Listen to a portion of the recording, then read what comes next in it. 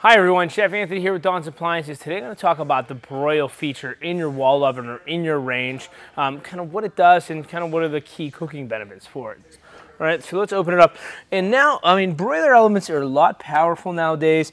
Majority of them have that mirrored element. The mirrored is that metal pan on the top.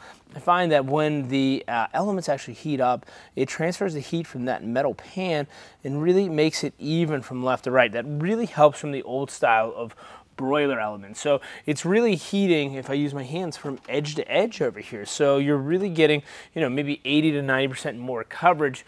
As far as the old ones that didn't have that, that heating element would just really just blast straight down. So now, with this mirrored element, we're going to use more surface, which is key. So think about, now, the other point is now you don't have to keep the doors cracked. Years ago you had to broil like this, keep the doors open. Now we want them completely closed. A lot of the newer style ovens, you can't even use the broiler element with the door open. So think about that. That's an all new concept.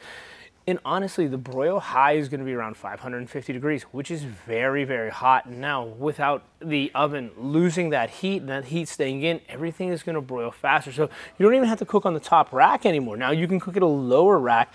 And really, the design of all these ovens, they have this, big glass, they have these backlit lights, so you could really monitor it at a safe distance, on this rack or this rack, and just looking through the glass to see, what your product's doing. So what's going to happen, there's either 400, 550, or a little bit lower at 375, but it's going to be 3 stages of broiling, so you're really going to see the highest to like the mid-range low, but these elements are really going to heat up and just really bake that, broil that down. So the items that we like to cook ideally are anything we need to gratinate or melt. So think about, onion soups you got to brown off. Think about even making indoor s'mores, fun stuff like that, like garlic toast and things of that sort. Anything, if you have a whole rack of mac and cheese, you want to put some cheese on it and some breadcrumbs and brown that off out the door.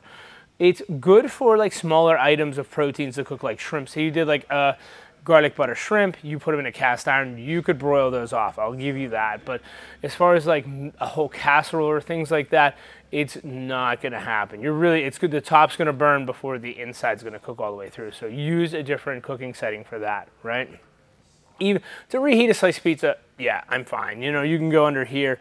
That's very good and a game changer for that. But, think about those easy couple tips. The broiler is super hot, so, let's use another rack and enjoy your broiling on high.